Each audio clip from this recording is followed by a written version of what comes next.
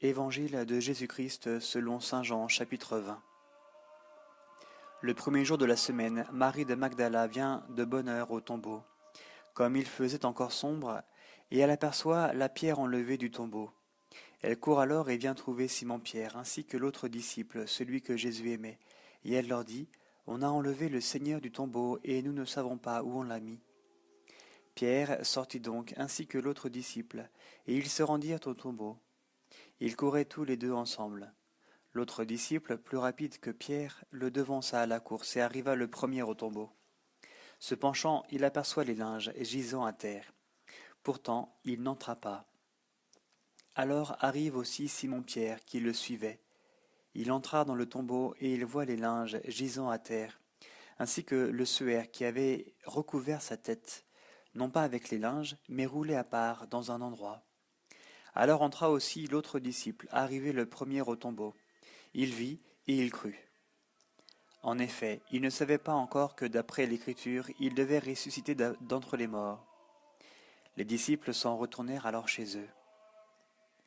Marie se tenait près du tombeau, au dehors, tout en pleurs.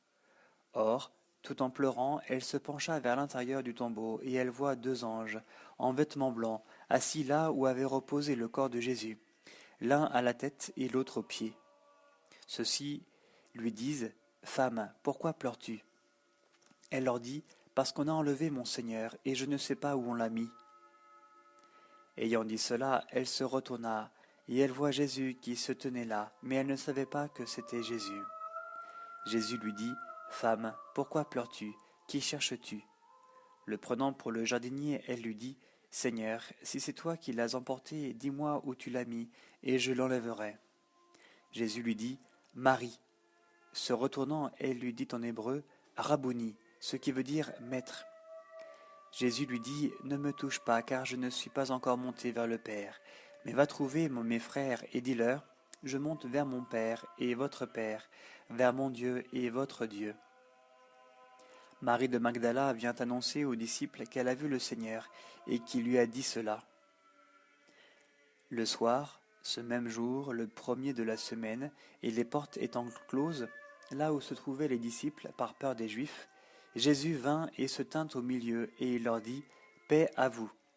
Ayant dit cela, il leur montra ses mains et son côté. Les disciples furent remplis de joie à la vue du Seigneur. Il leur dit alors de nouveau, « Paix à vous !» Comme le Père m'a envoyé, moi aussi, je vous envoie. Ayant dit cela, il souffla sur eux et leur dit, « Recevez l'Esprit Saint. Ceux à qui vous remettrez les péchés, ils leur seront remis. Ceux à qui vous les retiendrez, ils leur seront retenus. » Or, Thomas, l'un des 12 appelé Didyme, n'était pas avec eux lorsque vint Jésus. Les autres disciples lui dirent donc, « Nous avons vu le Seigneur. » Mais il leur dit, « Si je ne vois pas dans ses mains la marque des clous, si je ne mets pas mon doigt dans la marque des clous, et si je ne mets pas ma main dans son côté, je ne croirai pas. » 8 jours après, ses disciples étaient de nouveau à l'intérieur, et Thomas avec eux. Jésus vient, les portes étant closes, et il se tint au milieu et dit, « Paix à vous !» Puis il dit à Thomas, « Porte ton doigt ici, voici mes mains, avance ta main et mets-la dans mon côté, et ne deviens pas incrédule mais croyant. » Thomas lui répondit, « Mon Seigneur et mon Dieu. » Jésus lui dit, « Parce que tu me vois, tu crois. Heureux ceux qui n'ont pas vu et qui ont cru. » Jésus a fait sous les yeux de ses disciples encore beaucoup d'autres signes qui ne sont pas écrits dans ce livre. Ceux-là ont été mis par écrit, pour que vous croyiez que Jésus est le Christ, le Fils de Dieu, et pour qu'en croyant vous ayez la vie en son nom.